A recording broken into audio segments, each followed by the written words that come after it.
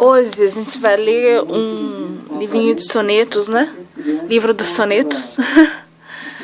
Livrinho de sonetos. E eu escolhi um poema de Correia Garção pra gente ler, tá?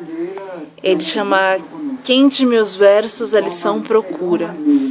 O Correia Garção, ele é de Lisboa. Ele nasceu em 1724, e ele morreu em 1772, em Lisboa também, tá? Vamos lá. Quem de meus versos a lição procura? Os farpões nunca viu de amor insano, nem sabe quanto custa um vil engano, traçado pela mão da formosura. Se o peito não tiver a rocha dura, fuja de ouvir contar tamanho dano, que a desabrida voz do desengano o mais firme semblante desfigura. Olhe, que há de chorar, vendo patente, então funesta e lagrimosa cena, o cadafalso infame e sanguinoso, verá levado à morte o inocente, e condenado à vergonhosa pena, o mais fiel amor mais generoso. Eu escolhi esse poema porque eu acho que muitas pessoas na vida presente, na atualidade, passam por esse tipo de drama. O nosso maior medo mesmo não é nem realmente a pena dos crimes. É a morte de um inocente que é o nosso objeto de amor, porque nós vivemos num momento em que a nossa razão de ser é defender a inocência de quem amamos. E aí ele fala, em condenado à vergonhosa pena, o mais fiel amor mais generoso. Quando esse inocente é morto, quando esse inocente é colocado, encerrado num cárcere, por uma coisa que ele não cometeu, e ele é o nosso amor, o qual defendemos, aí sim nós somos condenados à vergonhosa pena de perder o mais fiel amor mais generoso.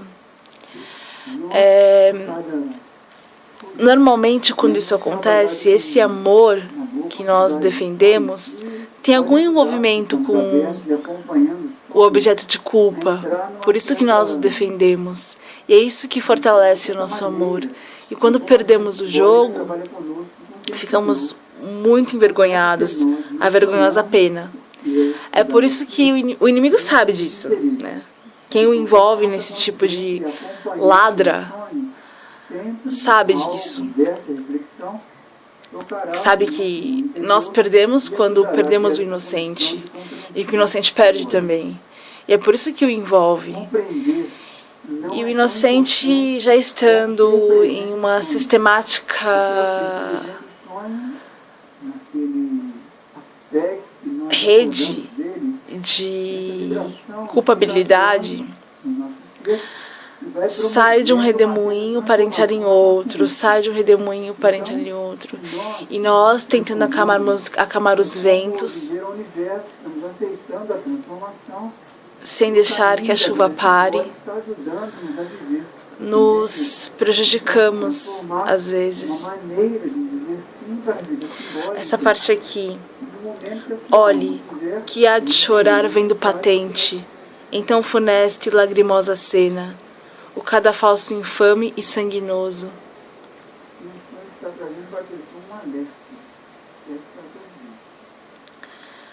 Há motivo de choro, como eu dizia, nós nos prejudicamos sempre que ajudamos nosso objeto de amor com certa culpabilidade, sendo que nosso amor se fortalece nisso.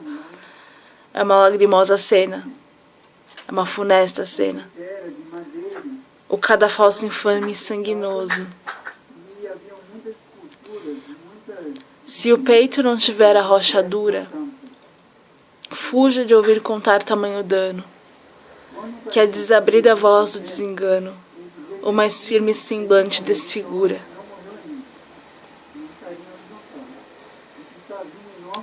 A desabrida voz do desengano, que são as mentiras, que são confabuladas para levar o inocente para o crime, e socialmente isso se consolida, porque o inocente, ele dá voz à desabrida, por isso que chama desabrida do desengano, a desabrida da voz do desengano. Ele dá voz a isso socialmente, porque ele é o inocente. E o mais firme semblante desfigura.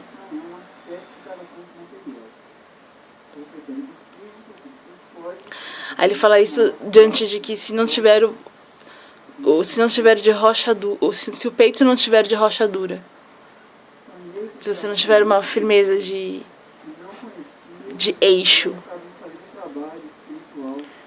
fuja de ouvir contar tamanho dano. Se você não tiver o eixo, não ouça o dano. Mas às vezes, em alguns casos, o inocente não tem esse eixo para ouvir o tamanho dano, e ele foge disso exatamente por isso. Mas ele é o inocente que está sendo envolvido em tudo isso. Se ele não ouvir, ele vai acabar por eclodir junto. Quem de meus versos a lição procura? Os farpões nunca viu de amor insano, nem sabe quanto custa um vil engano, traçado pela mão da formosura. Quem de meus versos a lição procura? Quem de meus versos a lição procura? Então, na verdade, aquele que defende o inocente é o poeta, é o que trabalha os versos. E ele pergunta: quem de meus versos a lição procura? É o inocente? Mas você é o inocente, você não tem o peito, você não tem o peito de rochadura para ouvir tais verdades. Você foge de ouvir contar tamanho dano. Quer desabrir a voz do desengano, mas firme semblante desfigura. E você procura a mim. Você não quer ouvir a verdade porque seu peito não tem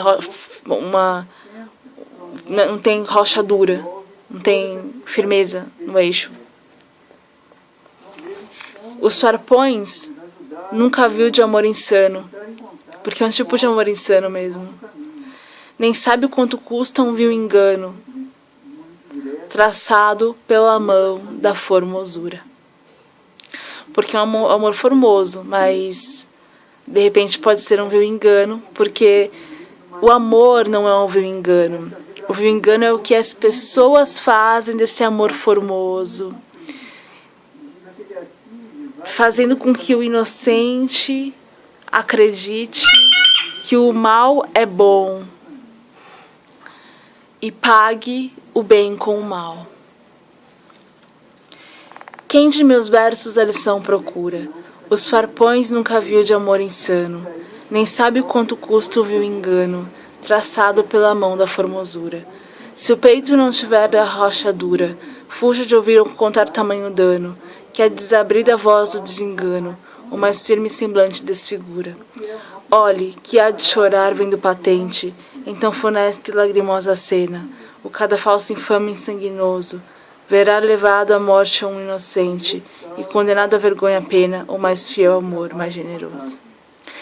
E a conclusão é que esse amor formoso que é transformado em um vil engano, porque o inocente procura a lição nos versos do poeta e não tem o peito de rochadura para ouvir contar tamanho dano.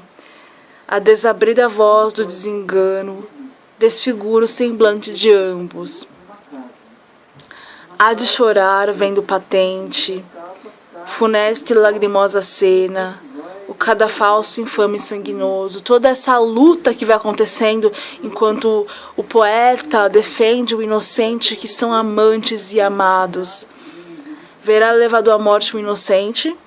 A conclusão é que muitas vezes o inocente é perdido e é condenado a vergonhosa pena, o mais fiel amor, mais generoso.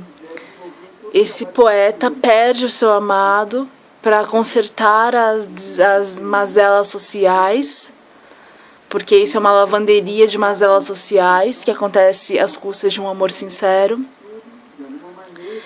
E é uma vergonhosa pena, né?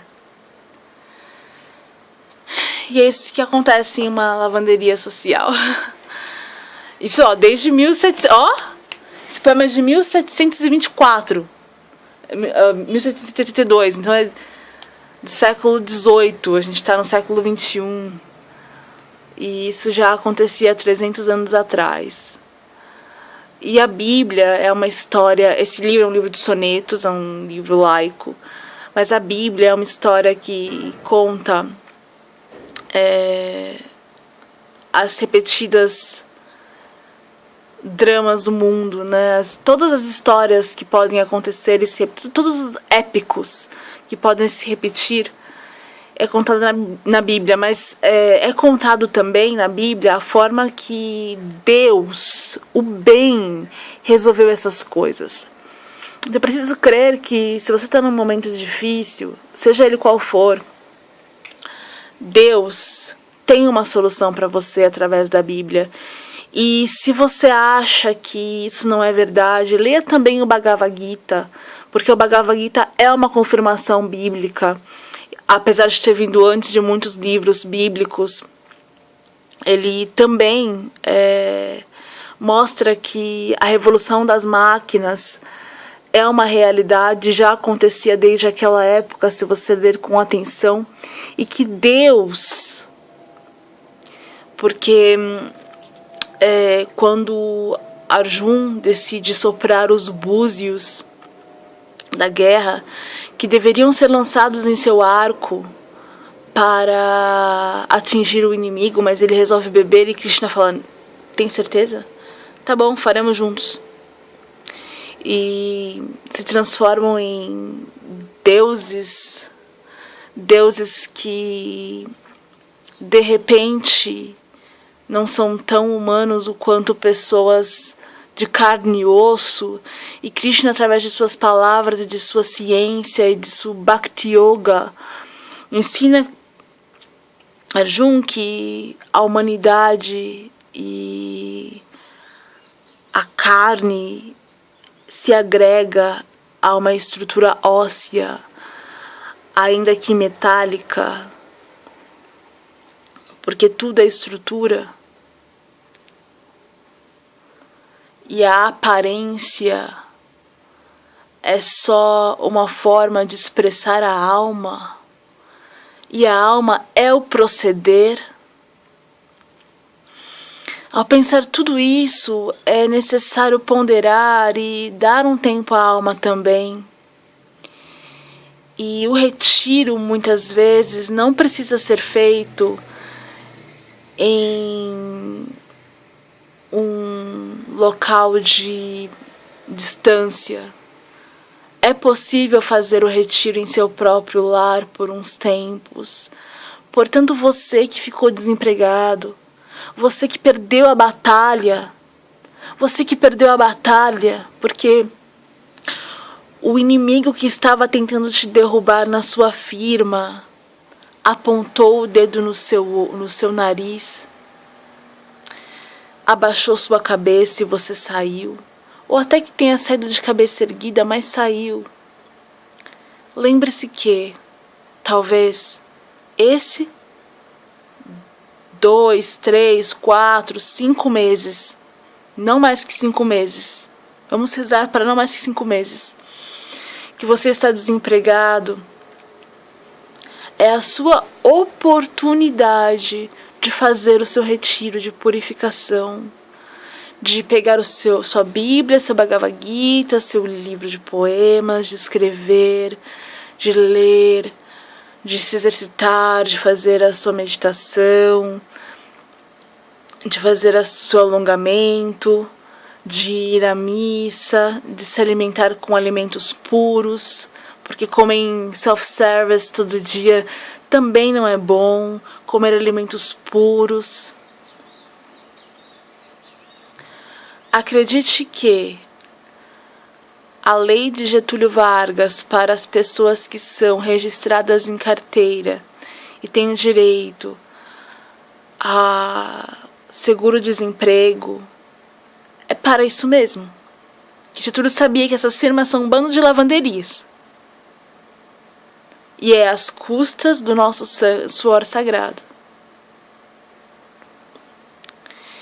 Eu espero realmente conseguir um emprego em breve, eu tô desempregada.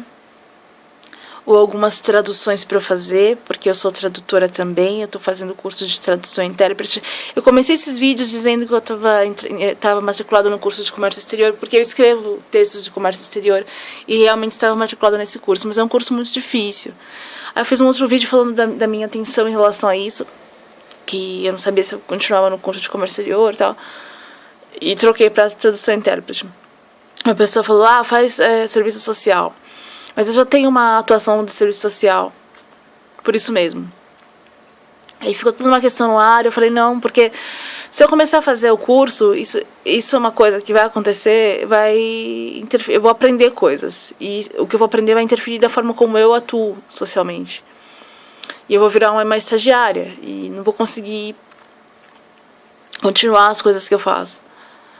Mas aí você vai aprender mais coisas, poder ajudar mais gente, talvez. Mas eu vou fazer esse curso de tradução e intérprete primeiro para ver no que dá e se eu consigo alguma vaguinha em empresa de tradução de legendas ou alguma coisa do tipo de tradução de cabine, alguma coisa do tipo. Algum tipo de tradução. Algum estágio. Porque é uma coisa que eu gosto bastante também. Então se vocês tiverem algum vídeo para traduzir. Não gosto de traduzir vídeo, inclusive. Algum texto para traduzir. Fica aí a dica de como vocês podem me ajudar. Eu nem cobro tão caro. Então tá, paz e bem pra vocês. Em nome do Pai, do Filho e do Espírito Santo.